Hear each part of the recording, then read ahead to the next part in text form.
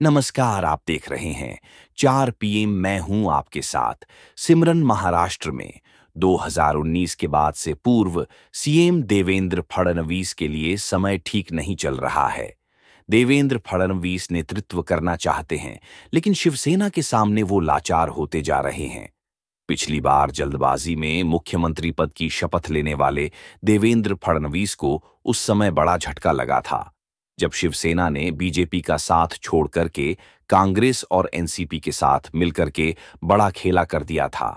मुख्यमंत्री की शपथ लेने के बाद भी उन्हें पद से हाथ धोना पड़ा था। और इन दिनों जिस तरह से एकनाथ शिंदे लगातार सस्पेंस बनाए हुए थे, उसे क्या लगता है कि एक बार फिर से देवेंद्र फडणवीस के साथ वही वाला जो है वह खेला होने जा रहा है जो 2019 में हुआ था। बीजेपी के देवेंद्र फडणवीस और अजित पवार ने तो अपना और अपनी पार्टी का रुख जो है वह साफ कर दिया है, लेकिन एकनाथ शिंदे जो हैं वह लगातार सस्पेंस बनाए हुए थे।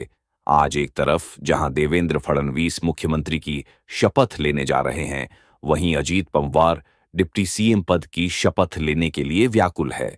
लेकिन शिंदे लगातार बातों को टाल रहे हैं। कल भी शिंदे ने संयुक्त प्रेस कॉन्फ्रेंस में यही कहा था कि हम अपना शाम को बताएंगे। ये कहकर उन्होंने संशय को बरकरार रखा। शिंदे इस समय जो कर रहे हैं, जिस तरह से बेरुखी उनके चेहरे पर बनी हुई है, वो देवेंद्र फडणवीस इसे अपने लिए बहुत घातक समझकर चल रहे हैं। यही कारण है कि जितना परेशान शिंदे हैं, उतना ही परेशान इन दिनों देवेंद्र फडणवीस भी हैं। दरअसल उनके साथ पिछली बार जो खेला हुआ है, उससे वह बुरी तरह से हिल गए थे। उसके बाद जब शिंदे ने सरकार बनाई तो डिप्टी सीएम बनना भी उनके लिए आसान बात नहीं थी, लेकिन राजनीतिक कारणों के चलते और शीर्ष नेतृत्व के दबाव में उनको मजबूरी में वह पद ग्रहण करना पड़ा था। लेकिन बीजेपी आज तक जैसा दूसरी पार्टियों के साथ करती आई है, इस क्या इस बार बीजेपी के साथ भी वैसा खेला हो जाएगा? क्या शिंदे ने कोई बड़ी प्लानिंग कर ली है? क्या महाराष्ट्र से लेकर दिल्ली तक कुर्सी हिलाने का प्लान?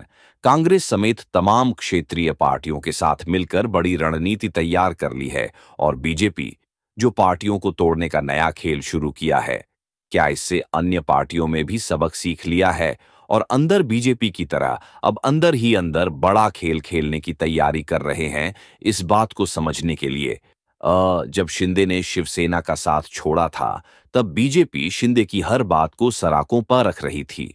लोकसभा चुनाव और विधानसभा चुनाव के दौरान भी बीजेपी ने शिंदे को ही आगे करके चुनाव लड़ा। लेकिन जैसे ही बीजेपी की सीटें बढ़ीं, उसके ठीक बाद बीजेपी ने अपना असली चेहरा शिंदे को दिखा दिया। और यही कारण है कि शिंदे सबसे ज्यादा आश्चर्यचकित हैं। और अब वही खेला शिंदे ने भी तैयार कर लिया है। फिलहाल महाराष्ट्र में सीएम डिप्टी सीएम का नाम तय है। देवेंद्र फडणवीस के राज तिलक की पूरी तैयारी हो चुकी है। देवेंद्र फडणवीस तीसरी बार सीएम पद की शपथ लेने जा रहे हैं। उनके साथ एकनाथ शिंदे और अजीत पवार डिप्टी सीएम के रूप में शपथ लेंगे। सीएम और डिप्टी सीएम की तस्वीर तो साफ है। अब मगर एकनाथ शिंदे की महायुति सरकार में क्या हिस्सेदारी होगी, इसकी जो तस्वीर है वह अभी साफ नहीं हो पाई है। वो भले ही डिप्टी सीएम पद के लिए तैयार हो गए हैं, मगर उनके पास कैबिनेट में कौन सा विभाग होगा, इसकी तस्वीर साफ नहीं हो पाई है। इस पर अब भी जो है सस्पेंस बना हुआ है। माना जा रहा है कि शिंदे की शिवसेना होम मिनिस्ट्री अपने पास रखना चाहती है, मगर भाजपा यह विभाग उसे देने के पक्ष में नहीं है। जानकार मानना है कि भाजपा होम मिनिस्ट्री अपने पास रख सकती है। हालांकि एकनाथ शिंदे अब भी इस विभाग के लिए अड़े हुए हैं। आज शपथ ग्रहण है, मगर शपथ ग्रहण से पहले भी इस विभाग को लेकर भाजपा और शिवसेना में खींचतान जारी है। सूत्रों का दावा है कि भाजपा ने महायुति के साथियों को साफ कह दिया है कि होम मिनिस्ट्री उसके पास ही रहने वाली है, मगर शिंदे खेमा अब भी इस मांग पर अड्डा है।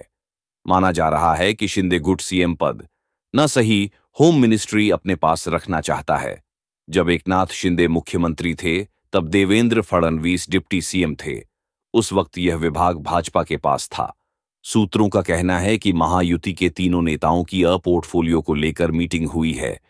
हालांकि मीटिंग में क्या क्या बात बनी है, इसकी डिटेल आज शपथ ग्रहण से पहले आने की संभावना है। आज शायद यह तय होगा कि शपथ समारोह में कितने लोग शपथ लेंगे। फिलहाल 3 लोगों के ही शपथ लेने की खबर है। देवेंद्र फडणवीस सीएम पद के लिए, एकनाथ शिंदे डिप्टी सीएम पद के लिए और अजित पवार डिप्टी सीएम पद के लिए। अभी और कितने शपथ लेंगे, इस पर भी सस्पेंस बना हुआ है। सूत्रों की माने तो पोर्टफोलियो को लेकर जो तीनों दलों ने जो बातचीत हुई है, उस हिसाब से भाजपा अपने पास 20 से 22 पोर्टफोलियो रखेगी। एकनाथ शिंदे गुट वाली शिवसेना को 10 से 12 पोर्टफोलियो मिल सकते हैं, वहीं अजित पवार वाली एनसीपी को 8 से 10 पोर्टफोलियो मिल सकते हैं। हालांकि शिंदे को होम पोर्टफोलियो मिलेगा या नहीं, इस पर जो है सस्पेंस बना हुआ है। इस बीच अजित पवार वाली एनसीपी शिंदे की शिवसेना के बराबर पोर्टफोलियो मांग रही है। हालांकि भाजपा और शिंदे कैंप इसके पक्ष में बिल्कुल नहीं है, क्योंकि सबको ही पता है कि भाजपा पद का बंटवारा बहुत सोच समझ के करना चाहती है। इतनी आसानी से तो वह किसी को भी कोई पद नहीं देती है। पीटीआई की रिपोर्ट के अनुसार शिवसेना के जितने भी नवनिर्वाचित विधायक हैं, वह भी चाहते हैं कि शिंदे सरकार में शामिल हो।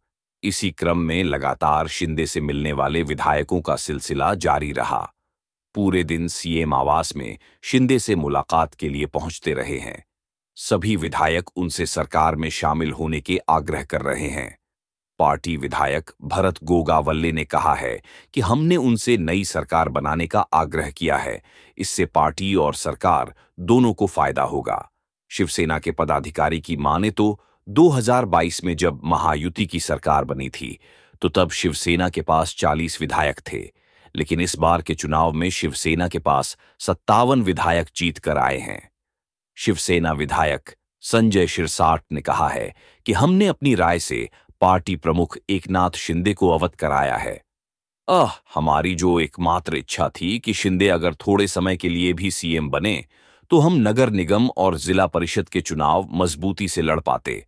हमारा गठबंधन और भी मजबूती से आगे बढ़ेगा। महायुति में किसी बात को लेकर कोई विवाद नहीं है। शिवसेना गृह विभाग और मौजूदा मंत्रालय अपने पास रखना चाहती है। इसमें उद्योग और शहरी विकास जैसे विभाग शामिल हैं। इंडियन एक्सप्रेस ने सूत्रों के हवाले से खबर दी है कि शिंदे भले ही पद पर बने रहने के पक्ष में नहीं है, लेकिन वो उप मुख्यमंत्री के रूप में काम करने के विचार पर सहमत हो गए हैं।